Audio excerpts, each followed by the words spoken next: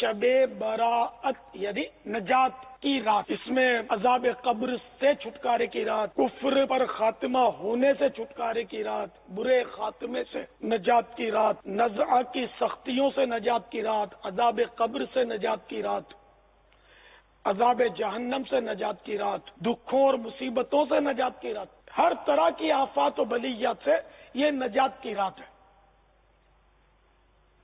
اور اس رات جو ہے نا، یہ قسمت کے فیصلے ہوتے ہیں، سارا سال آئندہ کیا کیا اس کے ساتھ ہونا ہے، یہ مطلب لکھا جاتا ہے اس کے لیے۔ کون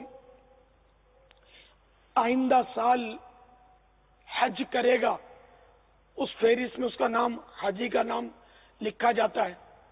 کون آئندہ سال یعنی آئندہ شب برات سے قبل مرے گا، اس کا نام بھی لکھا جاتا ہے۔ کس کو کتنا رزق آئندہ سال دیا جائے گا، یہ بھی اس میں لکھا جاتا ہے۔ تو بہرحال یہ کہ بڑی نازک رات ہے، اہم رات ہے، مگر افسوس کہ بندہ غفلت میں پڑا رہ جاتا ہے۔ غنیت الطالبین، جو کہ میرے مرشد شہنشاہ بغداد حضور غوث پاک رضی اللہ تعالیٰ عنہ کی طرف منسوب ہے، اس میں ہے بہت سے کفن دھل کر تیار رکھے ہوتے ہیں، مگر کفن پہننے والے بازاروں میں گھوم پھر رہے ہوتے ہیں۔ کافی لوگ ایسے ہوتے ہیں کہ ان کی قبریں کھودی جا چکی ہوتی ہیں، مگر ان میں دفن ہونے والے خوشیوں میں مست ہوتے ہیں۔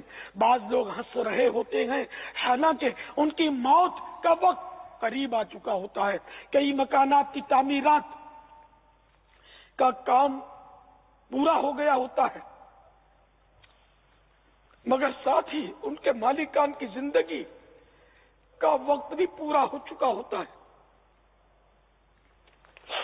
آگاہ اپنی موت سے کوئی بشر نہیں، سامان 100 برس کا ہے، پل کی خبر نہیں۔